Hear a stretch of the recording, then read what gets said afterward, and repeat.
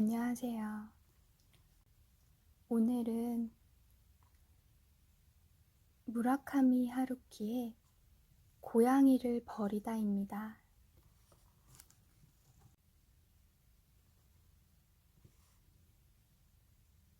고양이를 버리다. 아버지에 대해 기억하고 있는 것. 물론 아버지에 대해 기억하고 있는 것은 많다.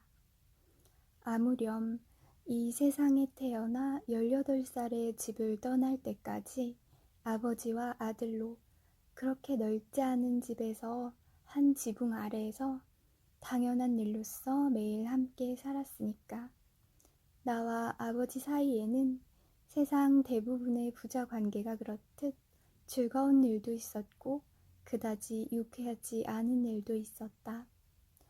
하지만 지금도 나의 뇌리에 가장 생생하게 되살아나는 것은 어째서인지 그 어느 쪽도 아닌 아주 평범한 일상의 흔한 풍경이다.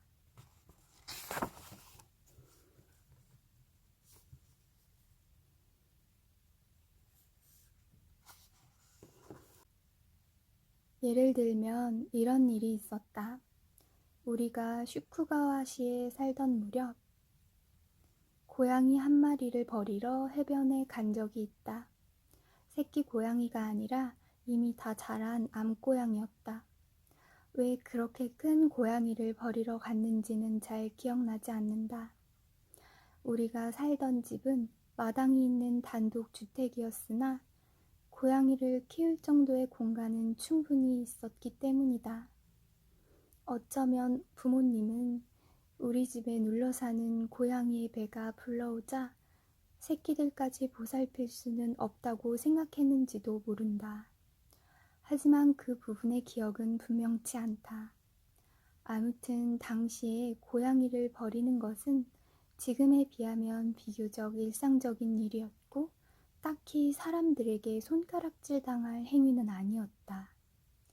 고양이에게 굳이 중성화 수술을 시키려는 발상을 아무도 하지 않던 시대였기 때문이다. 내가 초등학교 저학년 때쯤이니까 1950년대 후반일 것이다.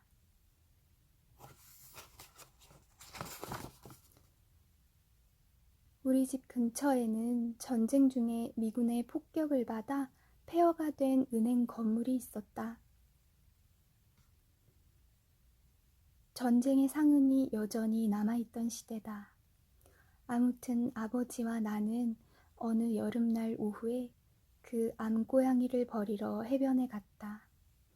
아버지가 자전거를 몰고 나는 고양이를 담은 상자를 안고 뒤에 타고 있었다. 슈쿠가와천을 따라 고로엔 해변까지 가서 고양이를 담은 상자를 방풍림에 내려놓은 다음 뒤도 돌아보지 않고 재빨리 집으로 돌아왔다. 우리 집과 해변은 대략 2km 정도 거리였다고 생각한다. 당시까지는 아직 매립되지 않아 고로엔 해변은 북적거리는 해수욕장이었다. 바다가 깨끗해서 여름방학이면 나는 거의 매일 친구들과 함께 헤엄치러 갔다. 그 시절 부모들은 아이들끼리 바다에 헤엄치러 가는 것을 딱히 신경도 쓰지 않았던 것 같다. 그래서 우리는 자연스럽게 얼마든지 헤엄칠 수 있었다. 슈쿠가와천에는 물고기도 많았다.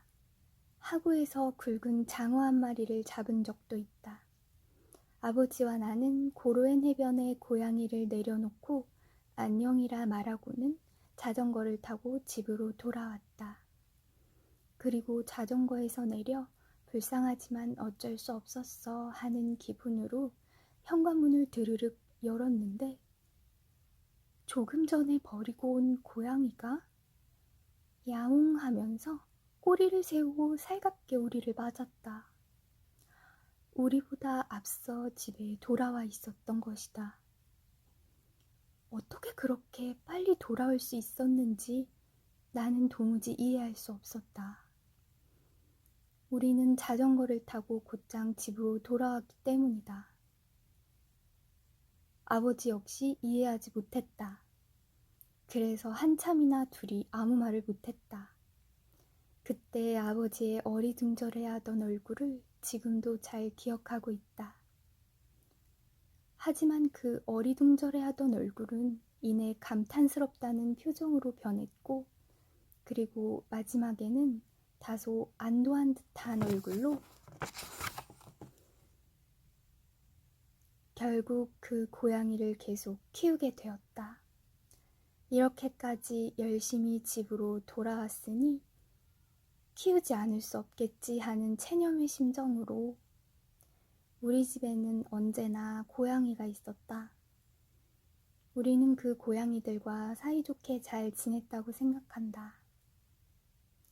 그리고 고양이들은 언제나 나의 멋진 친구였다. 형제가 없는 내게 고양이와 책은 가장 소중한 친구였다. 툇마루에서 고양이와 함께 햇볕을 쬐는 걸 무척 좋아했다. 그런데 왜 그 고양이는 해변에 갖다 버려야 했을까? 왜 나는 그 일에 이의를 제기하지 않았을까? 그건 고양이가 우리보다 빨리 집으로 돌아왔다는 사실과 더불어 지금도 하나의 수수께끼다. 또 한 가지 아버지에 대해 잘 기억하고 있는 것. 아버지는 매일 아침을 먹기 전에 불단 앞에서 오래도록 눈을 감고 열심히 경을 외웠다. 아니, 불단도 아니다. 보살이 든 조그만 유리 케이스다. 아름답고 정교하게 조각된 조그만 보살이 원통형 유리 케이스 한가운데에 자리하고 있었다. 그 보살이 그 후에 어떻게 되었는지 나는 모른다. 아버지가 돌아가신 후에는 본 적이 없다. 언제인지 모르겠지만 어딘가로 사라져버린 듯하다. 그리고 지금은 그저 기억 속에 남아있을 뿐이다. 아버지가 왜 번듯한 불단이 아니라 그렇게 조그만 유리 케이스 앞에서 매일 아침 독경을 했을까? 그것도 나는 알 수 없는 일 중 하나다. 그러나 아무튼 그 일은 아버지에게는 하루의 시작을 뜻하는 중요한 습관이었다. 내가 아는 한 단 하루도 그 업무를 게을리하지 않았고 아무도 그 매일의 습관을 방해할 수 없었다. 그리고 그때 아버지 등에는 말을 걸기조차 쉽지 않은 엄숙한 분위기가 감돌았다. 거기에는 나날의 습관이라는 간단한 말로는 다 알 수 없는 평범하지 않은 그런 집중이 있었다. 어린 시절에 한 번 그에게 물은 적이 있다. 누구를 위해서 독경을 하는 것이냐고. 그는 말했다. 전쟁에서 죽어간 사람들을 위해서라고. 전쟁에서 죽은 동료 병사와 당시에는 적이었던 중국인들을 위해서라고. 아버지는 그 이상은 설명하지 않았고 나도 그 이상은 질문하지 않았다. 아마도 더 이상의 질문을 가로막는 무언가가 있지 않았나 생각한다. 그러나 아버지 자신이 질문을 제지한 것은 아니었다는 기분이 든다. 만약 계속 물었으면 뭐라고 대답해주지 않았을까? 하지만 나는 묻지 않았다. 어쩌면 오히려 내 자신 속에 질문을 제지하는 무언가가 있었으리라.